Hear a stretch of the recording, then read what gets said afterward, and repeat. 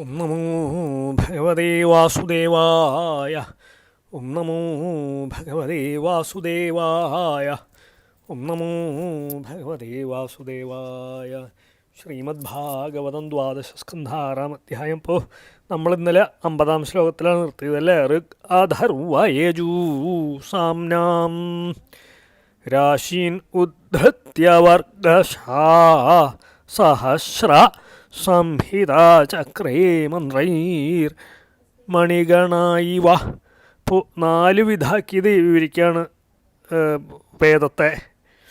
ഒറ്റ വേദമായിരുന്നേ ഭഗവാൻ വേദവ്യാസർ. ഋക്ക് അധർവം യജുസ് സാമം.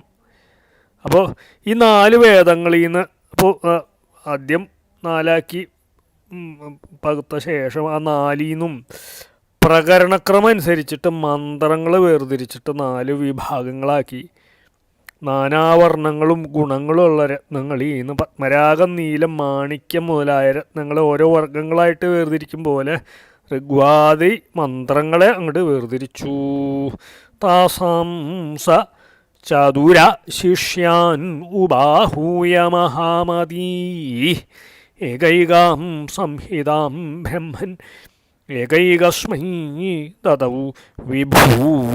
മഹാബുദ്ധിമാനായിട്ടുള്ള വിഭു ഭഗവാൻ വ്യാസൻ ചതുര ശിഷ്യൻ 4 ശിഷ്യരെ ഉപാഹ്വാനം ചെയ്തിട്ട് വിളിച്ചിട്ട് ഏകൈകസ്മൈ ഓരോരുത്തർക്ക് താസാം സംഖ്യകളുടെ മധ്യ ഏകൈക ഓരോന്നിന് ദാനം ചെയ്യപ്പോൾ ദീർഘദർശിയായിട്ടുള്ള ഭഗവാൻ വേദവ്യാസമുനി തൻ്റെ 4 ശിഷ്യരെ അരികെ വിളിച്ചു വരുത്തി ആ വിഭാഗങ്ങളിൽ ഓരോരുത്തരെ അങ്ങോട്ട് അഭ്യസിപ്പിച്ചു. അപ്പോൾ ഋക്കിൻ്റെ യജുസിൻ്റെയും സാമത്തിൻ്റെയും സമൂഹങ്ങളെ ഒരുമിച്ചാണ് കിടന്നേ. വർഗമായിട്ട് 4ആയിട്ട് ഉദ്ധരിച്ച് 4ആയിട്ട് മാറ്റിയിട്ട് ആ മന്ത്രങ്ങൾ ഋക്കിൻ്റെയും അധർവത്തിൻ്റെയും യജുസിൻ്റെയും സാമത്തിൻ്റെയും ഈ 4 വേദത്തിൽ നിന്ന് ഒന്നായി കിടന്ന വേദത്തിൽ നിന്ന് ഋക്ക്, യജുസ്, സാമം, അധർവം ഇതിൻ്റെയൊക്കെ സമൂഹങ്ങളെ വേർതിരിച്ച് മാറ്റിയിട്ട് 4 വിഭാഗമാക്കിയിട്ട് നാനാവർണ്ണങ്ങളും ഗുണങ്ങളും ഉള്ള രത്നരാശിയിൽ നിന്ന് പത്മരാഗം, നീലം, മാണിക്യം മുതലായ രത്നങ്ങളെ ഓരോ വർഗമായിട്ട് വേർതിരിക്കും പോലെ ഋഗ്വാദി 4 വേദമന്ത്രങ്ങളെ വേർതിരിച്ചങ്ങോട്ട് എടുത്തു. താസാം സ ചതുര ശിഷ്യാനുബാഹൂയ മഹാമതീ ഏകൈകാം സംഹിതാം ബ്രഹ്മൻ ഏകൈകസ്മൈ ദദൗ വിഭു. മഹാബുദ്ധിമാനായിട്ടുള്ള വിഭു ഭഗവാൻ വ്യാസര് ചതുരശിഷ്യൻ 4 ശിഷ്യരെ ഉബാഹൂയ വിളിച്ചു വരുത്തിയിട്ട് ഏകൈകസ്മൈ ഓരോരുത്തർക്ക് താസയാം സംഖ്യകളുടെ മധ്യ ഏകൈകം ഓരോന്നിന് ദദൗ. ഇപ്പോൾ ദീർഘദർശിയായിട്ടുള്ള ഭഗവാൻ വ്യാസമുനി 4ആയി പ്രകരണങ്ങളൊക്കെ വേർതിരിച്ച് 4 ശിഷ്യരെ അരികത്ത് വിളിച്ചു വരുത്തി ആ വിഭാഗങ്ങളിൽ അല്ലേ ഓരോരുത്തരെ കൊണ്ട് ഇങ്ങോട്ട് അഭ്യസിപ്പിച്ചു. പൈലായ സംഹിതാമാദ്യാം ബഹ്രൂജാഖ്യാം ഉവാച വൈശംബായന സംജ്ഞായ നിഗതാഖ്യം യജൂർഗണം ബഹ്രൂജാഖ്യാം. ബഹ്രൂജം എന്ന് പേരോടുകൂടി ആദ്യാം സംഹിതയെ പൈലനായിക്കൊണ്ടും നിഗതാഖ്യം നിഗതം എന്ന് പേരോടുകൂടിയ യജൂർഗണം യജുസമൂഹത്തെ വൈശംബായന സംജ്ഞായ വൈശംബായൻ എന്ന് പേരായിട്ടുള്ള മഹർഷിയെ ഉവാച ഉപദേശിച്ചു. അപ്പോൾ ഋക്കുകളുടെ സമുദായ സ്വരൂപമായതുകൊണ്ട് ബഹ്രൂജം എന്ന് പേരുള്ള 1-ാമത്തെ സംഹിത ഋഗ്വേദത്തെ അല്ലേ പൈലൻ എന്നുള്ള ശിഷ്യനെ അഭ്യസിപ്പിച്ചു. ഏറ്റവും സംയോജിപ്പിച്ച് ഉച്ചരിക്കേണ്ട ഭാഗമായതുകൊണ്ട് നിഗതം എന്ന പേരോടുകൂടിയ യജുർവേദ സമുദായോ വൈശംബായൻ എന്ന് പേരായ ശിഷ്യനോ അങ്ങോട്ട് ഉപദേശിച്ചു. സാംനാം ജൈമിനയേ പ്രാഹ തഥാ ഛന്ദോഗസംഹിതാം അധർവ അങ്കിരസീം നാമ സ്വശിഷ്യായ സുമന്തവേ. സാമങ്ങളുടെ ഛന്ദോഗസംഹിതം ഛന്ദോകെന്ന് പേരായ സംഹിതയെ ജൈമിനിക്കായിക്കൊണ്ട് അധർവ അങ്കിരസീം നാമ അധർവ അങ്കിരസി എന്ന് പേരായ സംഹിതയെ സ്വശിഷ്യായ സുമന്തവേ സ്വന്തം ശിഷ്യനായിട്ടുള്ള സുമന്തുവിനായിക്കൊണ്ടും വാച ഉപദേശിച്ചു. ഛന്ദോരൂപേണ ഗാനം ചെയ്യപ്പെടേണ്ടതായതുകൊണ്ട് ഛന്ദോകം എന്ന് പേരുള്ള സാമവേദ സംഹിത ജൈമിനിയെ ഉപദേശിച്ചു. അധർവാങ്കിരസ് എന്ന് സംഹിതയെ സുമന്തുവിന് ഉപദേശിച്ചു. ഈ 4 സമ്പ്രദായവും പൈലൻ്റെ ഋഗ്വേദ സമ്പ്രദായവും വൈശമ്പായനൻ്റെ യജുർവേദ സമ്പ്രദായവും ജൈമിനിയുടെ സാമവേദ സമ്പ്രദായവും കേരളത്തിലെ നമ്പൂതിരിമാരുടെ ഇടയിൽ മാത്രമേ ഇന്നും നിലവിലുള്ളൂ. ബാക്കിയെല്ലാം നഷ്ടപ്പെട്ട് ഇപ്പോൾ യാജ്ഞവൽക്യ സമ്പ്രദായത്തിലാണ് ബാക്കി എല്ലാവരും ചെയ്യണത്. അപ്പോൾ ആ വേദവ്യാസ സമ്പ്രദായം മറ്റുള്ള ബ്രാഹ്മണരുടെ ഇടയിൽ ഇല്ല എന്ന് അർത്ഥം. പൈല സ്വസംഹിതാമൂജ ഇന്ദ്ര പ്രമിതയേ മുനി ബാഷ്കളായ ച സുപ്യാഹ ശിഷ്യേഭ്യ സംഹിതാം സ്വകാം. അപ്പോൾ ഈ നമ്പൂതിരിമാരുടെ ഈ സമ്പ്രദായം നിലനിന്നില്ലെങ്കിൽ വലിയൊരു നഷ്ടമാണ്. ഈ സമ്പ്രദായമാണ് വലിയ വലിയ മഹത്തുക്കളായിട്ടുള്ള ആര്യഭട്ടയും സംഗമ രാമമാധവനെയും ചാണക്യനെയൊക്കെ ഉണ്ടാക്കിയത്. പൈല സ്വസംഹിതാമൂജ ഇന്ദ്ര പ്രമിതയേ മുനി ബാഷ്കളായ ച സ്വപ്യാഹ ശിഷ്യേഭ്യ സംഹിതാം സ്വകാം. പൈലമുനി സ്വസംഹിതം തൻ്റെ സംഹിതയെ ഇന്ദ്രപ്രമിതയേ ബാഷ്കളായ ച ഇന്ദ്രപ്രമിതിക്കും ബാഷ്കളനും ഊജ ഉപദേശിച്ചു. സ അഭിസ്വകാം സംഹിതം അവനും തൻ്റെ സംഹിതയെ ശിഷ്യേഭ്യ തൻ്റെ ശിഷ്യർക്ക് ഉപദേശിച്ചു. ഋഗ്വേദശാഖാവിഭാഗം പൈലമുനി തൻ്റെ സംഹിതയെ 2 പകുത്തിട്ടേ ഋഗ്വേദം പൈലമുനി തൻ്റെ സംഹിത ഋഗ്വേദ ശാഖയെ 2 വിഭജിച്ചിട്ട് ഇന്ദ്രപ്രമിതി ബാഷ്കളന് 2 ശിഷ്യന്മാർക്ക് ഉപദേശിച്ചു കൊടുത്തു. ബാഷ്കളൻ തൻ്റെ സംഹിതയെ ബാഷ്കള ശിഷ്യന്മാർക്ക് ഉപദേശിച്ചു. ചതുർധാവ്യസ്യ ബോധ്യായ ജ്ഞവൽക്യായ ഭാർഗവ പരാശരായാൻ അഗ്നിമിത്രേ ഇന്ദ്രപ്രമൃതിരാത്മവാൻ അധ്യാപയത് സംഹിതാം സ്വഹം മാണ്ഡൂകേയം ഋഷീം കവീം തസ്യ ശിഷ്യൂ ദേവമിത്രാ സൗഭര്യാദിഭ്യ ഊജിവാൻ. ബാഷ്കളൻ തൻ്റെ സംഹിതയെ പൈലമുനി ബാഷ്കളന് ഇന്ദ്രപ്രമിതിക്കുള്ള കൊടുത്തേ. അപ്പോൾ ബാഷ്കളൻ തൻ്റെ ശിഷ്യർക്ക് കൊടുത്തു. തൻ്റെ സംഹിത എന്താ ചെയ്തു വെച്ചാൽ ബാഷ്കളൻ 4 അങ്ങോട്ട് ഭാഗിച്ച് ബുദ്ധ്യൻ, യാജ്ഞവൽക്യൻ, പരാശരൻ, അഗ്നിമിത്രൻ ഈ 4 ശിഷ്യരെ പഠിപ്പിച്ചു. ഈ യാജ്ഞവൽക്യൻ വേറെ ആയിരിക്കും കേട്ടോ. മറ്റേ വൈശമ്പായന ശിഷ്യനും ഒരു യാജ്ഞവൽക്യനുണ്ട്, അദ്ദേഹം വേറെ ആയിരിക്കും. അപ്പോൾ ശൗനകമുനെ ബുദ്ധിമാനായിട്ടുള്ള ഇന്ദ്രപ്രമിതിയും തൻ്റെ സംഹിത അതിസൂക്ഷ്മ ദർശനത്തിൽ സമർത്ഥരായ ബുദ്ധിയോടുകൂടിയ തൻ്റെ പുത്രനായിട്ടുള്ള മാണ്ഡൂകേയ മഹർഷിയെ അഭ്യസിപ്പിച്ചു. മാണ്ഡൂകേയ ശിഷ്യനായിട്ടുള്ള ദേവമിത്രൻ അത് സൗഭരി മുതലായ തൻ്റെ ശിഷ്യരെ അഭ്യസിപ്പിച്ചു. ശാകല്യ തത്സുദസ്വാം തു പഞ്ചധാവ്യസ്യ സംഹിതാം വാത്സ്യമുദ്ഗലശാലീയ ഗോഖല്യ ശിശിരേഷ്വധാത്.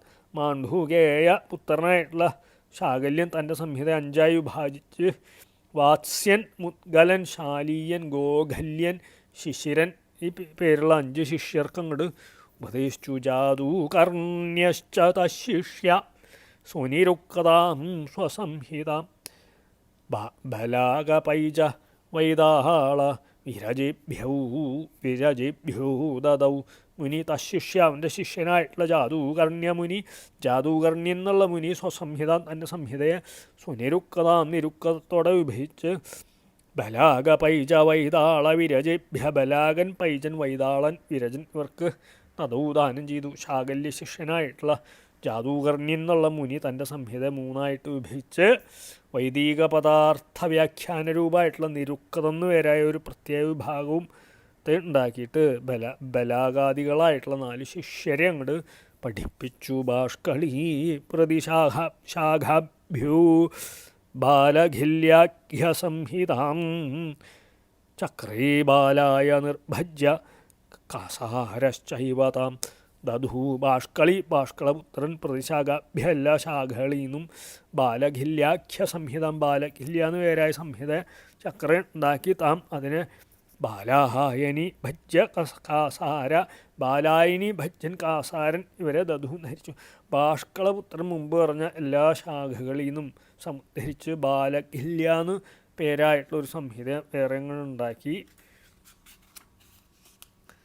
അപ്പോൾ എന്നിട്ട് ബാലായനി തുടങ്ങിയ തൻ്റെ ശിഷ്യരെ അങ്ങോട്ട് പഠിപ്പിച്ചു. ബഹ്രൂജ സംഹിതാഹ്യേത ഏഭിർ ബ്രഹ്മർഷിഭിർ ധൃതാ ശ്രുത്വൈതച്ഛന്ദസാം വ്യാസം സർവപാപൈഃ പ്രമുച്യതേ. ബഹ്റൂജ ബഹുക്കളായിട്ടുള്ള ഋക്കുകളോട് അനവധി ഋക്കുള്ള യഥാ സംഹിത ഈ സംഹിതകൾ ഏഭി ബ്രഹ്മർഷികളാൽ ധരിക്കപ്പെട്ട് ഏതച്ഛന്ദസാം വ്യാസം ഈ ഛന്ദസ്സുകളുടെ വിഭാഗത്തെ ശ്രുത്വ കേട്ടിട്ട് സർവപാപങ്ങളാൽ പ്രമുച്യതേ മോചിക്കപ്പെടും. ഋക്ഷാഖാവിഭാഗം ഉപസംഹരിച്ചുകൊണ്ട് ശ്രവണഫലം പറയണി. അനവധി മന്ത്രങ്ങളടങ്ങിയിട്ടുള്ള ഈ സംഹിതകളെ ഈ പറഞ്ഞ ബ്രഹ്മർഷികൾ അധ്യയനം ചെയ്ത് അവരുടെ ഹൃദയത്തെങ്കിലും ഉറപ്പിച്ചു. ആ ഛന്ദസ്സുകളുടെ വിഭാഗത്തെ ആസ്തിക്യ ബുദ്ധിയോടുകൂടി അല്ലേ ഭക്തിയോടുകൂടി കേൾക്കണവരും സർവപാപങ്ങളിൽ നിന്നും മുക്തരായിട്ട് വരും. അവർ പഠിക്കണവർ മാത്രമല്ല കേൾക്കണവരുകൂടി മുക്തരായിട്ട് വരും. വൈശമ്പായന ശിഷ്യാവൈ ചരക അധ്വര്യവേ ഭവൻ അഭവൻ യച്ചേരുർബ്രഹ്മഹത്യാം ഹ ക്ഷപണം സ്വഗുരുർ വ്രതം. ചരകാദികളായിട്ടുള്ള അധ്വര്യുക്കൾ വൈശമ്പായന ശിഷ്യരോട് അഭവൻ ഭവിച്ചു. യത് അതുകൊണ്ട് സ്വന്തം ഗുരുവിൻ്റെ ബ്രഹ്മഹത്യാം ഹ ക്ഷപണം വ്രതം ബ്രഹ്മഹത്യാപാപക്ഷയകരായിട്ടുള്ള വ്രതത്തെ ചേരുവാചരിച്ച് യജുർവേദത്തിൽ തൈത്തിരിയ ശാഖയുണ്ടായ സംഗതി പ്രസ്താവിക്കുകയാണ്. ഈ ചരകാദികളായിട്ടുള്ള അധ്വര്യുക്കൾ വൈശമ്പായൻ്റെ ശിഷ്യരായിട്ട് ഭവിച്ചു. അവരുടെ ഗുരുനാഥനെ ബാധിച്ച ബ്രഹ്മഹത്യാപാപം ക്ഷയിപ്പിക്കാൻ ഉപകരിക്കുന്ന വ്രതം ഗുരുവിന് വേണ്ടി അവരാചരിച്ചുകൊണ്ടാണ് ചരകാധ്വര്യുക്കളെന്ന് അവർക്ക് പേരുണ്ടായത്. യാജ്ഞവൽക്യശ്ച തശിഷ്യ ആഹാഹു ഭഗവാൻ കിയത് ചരിതേന അല്പസാരാണാം ചരിഷ്യേഹം സുദുശ്ചരം. തശിഷ്യ യാജ്ഞവൽക്യ അവൻ്റെ ശിഷ്യനായിട്ടുള്ള വൈശമ്പായൻ്റെ ശിഷ്യനായിട്ടുള്ള യാജ്ഞവൽക്കിനി ഭഗവാനെ അല്പസാരാണം നിസ്സാര ഫലങ്ങളോടുകൂടിയ ചരിതേന അനുഷ്ഠാനത്താൽ കിയത് എന്താ ഫലം. ഞാൻ സുദുശ്ചരം ചരിഷ്യം ഭയങ്കര ബുദ്ധിമുട്ടുള്ളതിനാ ചരിക്കുന്നു. അപ്പോൾ വൈശമ്പായന ശിഷ്യനായിട്ടുള്ള യാജ്ഞവൽക്കിനെ മഹർഷിയുടെ അടുത്ത് പോയി പറഞ്ഞു, ഭഗവാനെ അല്പഫലമുള്ള ഈ വ്രതങ്ങളുടെ അനുഷ്ഠാനത്തിൽ എന്താ ഫലം. ആചരിക്കാൻ ഭയങ്കര ബുദ്ധിമുട്ടുള്ള അതികഠിനമായിട്ടുള്ള വ്രതം ഞാൻ ആചരിക്കാമെന്ന് ഗുരുവിനോട് പറഞ്ഞു. ഇത്യുക്തോ ഗുരുർ അപ്യാഹ കുപിതോ യാഹ്യലം ത്വയാ വിപ്രാവമന്ത്രാ ശിഷ്യേണ മതധീതം ത്യജാശ്വിതി. ഇതേ ഉക്ത ഗുരു ഇപ്രകാരം പറയപ്പെട്ട ഗുരുവും കോപിച്ചേ വിപ്രന്മാരെ അവമാനിക്കുന്ന ശിഷ്യേണ ത്വയ അലം ശിഷ്യനായിട്ടുള്ള നിന്നെ കൊണ്ട് മതിയായി. മതധീതം എന്നീന്ന് പഠിച്ചതിന് ആശു ത്യജ വേഗം ത്യജിച്ചോളൂ യാഹി പൊക്കുള്ളൂ എന്ന് പറഞ്ഞു. ഗുരുവിൻ്റെ ഉപദേശപ്രകാരം മറ്റ് ശിഷ്യരെ അനുഷ്ഠിക്കുന്ന വ്രതം നിസ്സാരാന്നും ഗുരു ഉപദേശിച്ചിട്ടാണല്ലോ എന്താണ് മറ്റുള്ള അധ്വര്യുക്കൾ അല്ലേ കുറേ വ്രതം അനുഷ്ഠിച്ചത്. അതൊക്കെ നിസ്സാരാന്നും അതിനേക്കാൾ ശ്രേഷ്ഠമായിട്ടുള്ള വ്രതം കഠിനമായിട്ടുള്ള വ്രതം ഞാൻ ആചരിച്ചോളാന്നും പറഞ്ഞതിൽ ഒരു ഗുരുനിന്ദയുണ്ട്. ഗുരുവാണല്ലോ അവരോട് ഇന്ന് അനുഷ്ഠിക്കാൻ പറഞ്ഞേ. അന്തർഭവിച്ചുകൊണ്ട് ഗുരുവിനാകെ ശുണ്ഠി വന്നു, കുപിതനായി. ബ്രാഹ്മണനെ അവമാനിക്കുന്ന ശിഷ്യനായിട്ടുള്ള നിന്നെ കൊണ്ട് മതിയായിക്കണു, എന്നീന്ന് അധ്യയനം ചെയ്തതിനെ ഉപേക്ഷിച്ചിട്ട് വേഗം ഇവിടുന്ന് പൊക്കോളൂന്ന് യാജ്ഞവൽക്യരോട് പറഞ്ഞു വൈശമ്പായനൻ. ദേവരാധസുധാസൂപി ഛർദിത്വായജുഷാം ഗണം തതോ ഗതോധമുനയോ നദർശൂസ്താൻ യജൂർഗണാൻ. ദേവരാധസുധ സ ദേവരാധൻ്റെ പുത്രനായിട്ടുള്ള യാജ്ഞവൽക്യൻ കണ്ടോ അത് യജൂഷാം ഗണം യജുസുകളുടെ സമുദായത്തെ അവിടെ ഛർദിച്ചിട്ടിട്ട് തഥാ ഗത അവിടെ നിന്ന് പോയി.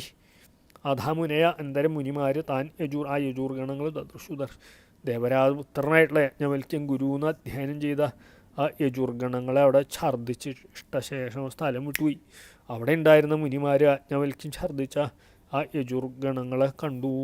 യജൂംഷി തിത്തിരാഭൂത്വാ തല്ലോലുപദയ തദൂ തൈത്തിരിയ ഇതി യജൂശാഖ ആസൻസു പേശലാഹ. തല്ലോലുപദയ അതിലുള്ള ആഗ്രഹത്താൽ യജുസുകളെ തിത്തിരപക്ഷികളായിട്ട് ഭവിച്ചിട്ട് അതതു ആദാനം ചെയ്തു ഭക്ഷിച്ചു. തൈത്തിരിയകളെന്നുള്ള സുപേശല അതിമനോഹരങ്ങളായിട്ടുള്ള യജുശാഖകൾ ആസൻ ഉണ്ടായെന്ന് പറയാം.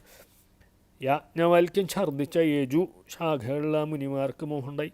ഛർദ്ദിച്ച് ഭക്ഷിക്കുന്നത് ഉചിതമല്ലോ. അതുകൊണ്ട് ആ മുനിമാർ തിത്തിരി പക്ഷികളായി ഭവിച്ചിട്ട് അതിനെ കൊത്തി തിന്നു. ഇപ്രകാരം അതിമനോഹരകളായി തൈത്തിരീയ യജു ശാഖകൾ ഉണ്ടായി. യാജ്ഞവൽക്യ തദൂ ബ്രഹ്മൻ ഛന്ദാംസി അധിഗവേഷയൻ ഗുരുർ അവിദ്യമാനാനി സുപതസ്ഥേ ആർക്കമീശ്വരം. ബ്രഹ്മൻ ഹേ ബ്രാഹ്മണ, ഗുരുവിൻ്റെ അധീനത്തിൽ അവിദ്യമാനാനില്ലാത്ത ഛന്ദാംസി ഛന്ദസ്സുകളെ അധിഗവേഷയൻ അന്വേഷിച്ച് യാജ്ഞവൽക്യൻ ഈശ്വരൻ ആർക്കം ഈശ്വരനായിട്ടുള്ള സൂര്യനെ സുപതസ്ഥയെ സ്തുതിച്ചു. എൻ്റെ ശൗനകമുനി യാജ്ഞവൽക്യൻ അവിടെ നിന്ന് പോയ പിന്നെ ഗുരുവിന് അറിവില്ലാത്ത ഛന്ദസ്സുകൾ അഭ്യസിക്കണം. യാജ്ഞവൽക്യനാകെ ഇത്തിരി ശുണ്ഠിയുള്ള ആളാണ്, അല്ലേ? ആൾക്ക് ശുണ്ഠിയുണ്ട്. ഈ ഗുരുവിനറിയാത്ത ഛന്ദസ്സുകൾ എനിക്ക് അഭ്യസിക്കണമെന്ന് വാശി. അതെങ്ങനെ സിദ്ധിക്കുന്നു ഇങ്ങനെ ചിന്ത ചെയ്തു നല്ല വാശിയോടുകൂടി. സൂര്യൻ വേദത്തിൻ്റെ സമുഷ്ടി സ്വരൂപനാന്ന് അദ്ദേഹത്തിന് അറിയേ.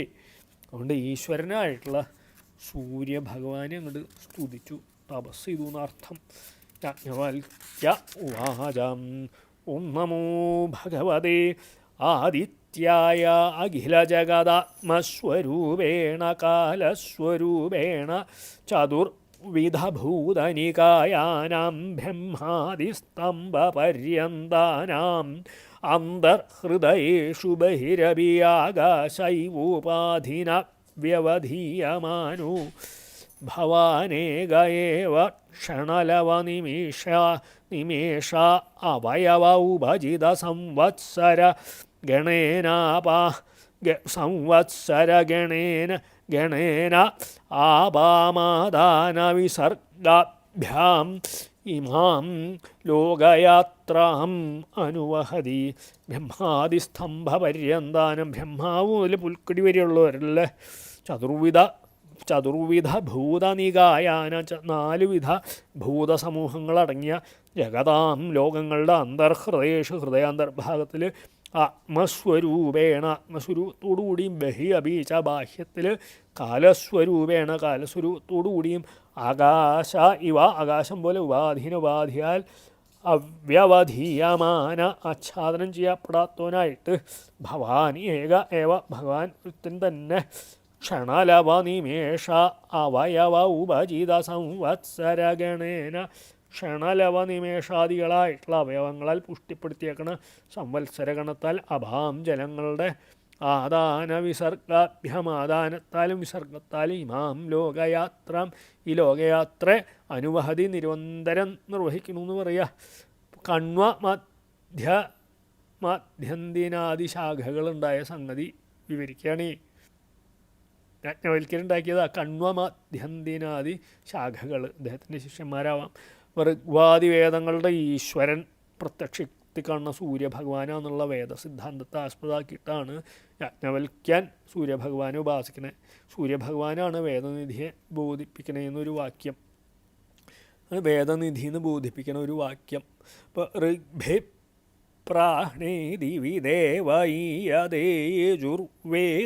തിഷ്ഠതി മധ്യേ അഹ്ന സാമവേദേന അസ്തമയേ മഹീയതേ വേദൈർശൂന്യസ്ത്രിഭിരേവ സൂര്യ പ്രാഹ്ണേ ഋഗ്ഭേ പ്രാഹ്ണേ പ്രഭാതത്തിൽ പ്രാതകാലത്തിൽ ദിവിദേവ ദ്യോവിൽ പ്രകാശിക്കണ ദേവൻ ഋക്കുകളാൽ ഈയതേ പ്രാപിക്കപ്പെടുന്നു അഥവാ കീർത്തിക്കപ്പെടുന്നു. പ്രഭാതത്തിലെ ഋഗ്വേദമന്ത്രോച്ചാരണങ്ങളെ കൊണ്ട് ഭഗവാൻ സൂര്യൻ്റെ മഹിമ കീർത്തിക്കപ്പെടുന്നു. അപ്പോൾ പ്രഭാതത്തിൽ ഋഗ്വേദ മന്ത്രങ്ങളെ കൊണ്ട് ഭഗവാൻ സൂര്യനെ ഉപാസിക്കണം. അന്നമധ്യേ അഹസിൻ്റെ മധ്യത്തിൽ യജുർവേദേ തിഷ്ഠതി യജുർവേദത്തിൽ സ്ഥിതി ചെയ്യണു. മധ്യാഹ്നത്തിൽ സൂര്യഭഗവാൻ യജുർവേദവാസിയാണ്. മധ്യാഹ്നത്തിൽ സൂര്യഭഗവാനെ യജുർവേദം കൊണ്ട് സേവിച്ചോളണം. അസ്തമയത്തിൽ സാമവേദത്താൽ മഹീയത കീർത്തിക്കപ്പെടുന്നു. അപ്പോൾ അസ്തമയ സൂര്യനെ സാമവേദ മന്ത്രോച്ചാരണങ്ങളെ കൊണ്ട് സേവിച്ചോളണം. സൂര്യൻ ത്രിഭി വേദയെ 3 വേദങ്ങളോട് അശൂന്യ വേർതിരിയാണ്ട് ഏതി സഞ്ചരിക്കുന്നു. 3 വേദങ്ങൾ സൂര്യഭഗവാൻ ഒരിക്കലും വേറിട്ടിരിക്കില്ല എന്നർത്ഥമുള്ള ശ്രുതിവചനം സൂര്യൻ വേദനാഥനാന്ന് ബോധിപ്പിക്കണമുണ്ട്. സൂര്യനെ ഉപാസിച്ചാൽ പുതിയ യജുസിദ്ധി ഉണ്ടാവുമെന്ന് അറിഞ്ഞേക്കണേ. യാജ്ഞവൽക്യൻ ഗായത്രി മന്ത്രത്തിൻ്റെ പ്രഥമ പാദത്തിൽ അടങ്ങിയിരിക്കുന്ന സൂര്യൻ്റെ വരണ്യതയെ സർവോത്കൃഷ്ട മഹിമ വിശദാക്കണേ. ഹേ ഭഗവാനെ, നിന്തിരുവടി ഒരുത്തനാണ് ഈ ലോകയാത്ര നിർവഹിക്കുന്ന സർവേശ്വരൻ. എങ്ങനെയാ വെച്ചാൽ അണ്ഡജം ശ്വേതജം ഉദ്ഭിജം ജരായുധം അല്ലേ, 4 വിധത്തിൽ മുട്ട വിരിഞ്ഞും അല്ലേ, ശ്വേതജം വിശർപ്പിന്നും ഉദ്ഭിജം ജരായുജം ഗർഭിണിയായിട്ടും അല്ലേ, ഇങ്ങനെ 4 വിധത്തിൽ കാണപ്പെടുന്ന ജീവജാലങ്ങൾ എങ്ങനെയൊക്കെ മുട്ട വിരിഞ്ഞ് ഉള്ളിൽ ഗർഭമായിട്ട് പിന്നെ എന്താണ് അങ്ങനെ പല രീതിയിലാണ് ഉണ്ടാവണത്. 4 വിധമാണ്, ഞാൻ ഏതാണെന്ന് മറന്നുപോയി. അപ്പോൾ ബ്രഹ്മാവ് മുതൽ പുൽക്കടി വരെയുള്ള ചരാചരങ്ങളടി ഈ സർവവും ഇങ്ങനെ ഉണ്ടാവണേ. ചരാചരങ്ങൾ അടങ്ങിയിരിക്കുന്ന ലോകങ്ങളുടെ അന്തർഭാഗത്തെ സകല ജീവജാലങ്ങളുടെ ആത്മസ്വരൂപനായിട്ട് വസിക്കുന്ന ആരാ? സൂര്യനാന്ന് പറയുന്നത്. തിരുവടി ശരീര ഇന്ദ്രിയ മനസ്സുകളെ അതത് വിഷയങ്ങളിൽ പ്രവർത്തിപ്പിക്കുന്നു, അകത്തുനിന്നും പുറത്തുനിന്നും. ഇതിനൊക്കെ പ്രവർത്തിക്കുകയും പുറത്ത് വെളിച്ചവും ഒക്കെ വേണ്ടേ, അതും കൊടുക്കുന്നു ഭഗവാൻ. വെള്ളവും അല്ലേ, മഴയായിട്ട് ബാഹ്യത്തിൽ അത് കൂടാണ്ടോ ക്ഷണം ലവം മുഹൂർത്തം യാമം ദിവസം വാരം മാസം ഇങ്ങനെയുള്ള അവയവങ്ങൾ അടങ്ങിയിട്ടുള്ള കാലസ്വരൂപൻ ആയിട്ട് ജലം സമുദ്രത്തിൽ നിന്ന് ആകർഷിച്ച് മഴ പെയ്ത് വർഷിക്കുകയും ചെയ്ത് സസ്യാദികളെ അഭിവൃദ്ധിപ്പെടുത്തി ഭക്ഷണപദാർത്ഥം പദാർത്ഥങ്ങൾ ലോകത്ത് നൽകി രക്ഷിക്കുകയും ചെയ്യണു. സൂര്യനാണ് സർവേശ്വരൻ. ആലോചിച്ചു നോക്കൂ, സകല ജീവജാലങ്ങളുടെ ഉള്ളിൽ ആത്മാവായിട്ട് ഇരുന്നിട്ട് എല്ലാം പ്രവർത്തിപ്പിക്കണു. കാലസ്വരൂപനായിട്ട് അല്ലേ, പുറമെ കാലസ്വരൂപനായിട്ട് പിന്നെ വെളിച്ചവും എല്ലാം മഴയും ഒക്കെ നൽകി ജീവജാലങ്ങൾക്ക് ആഹാരം വരെ കൊടുക്കുന്നു.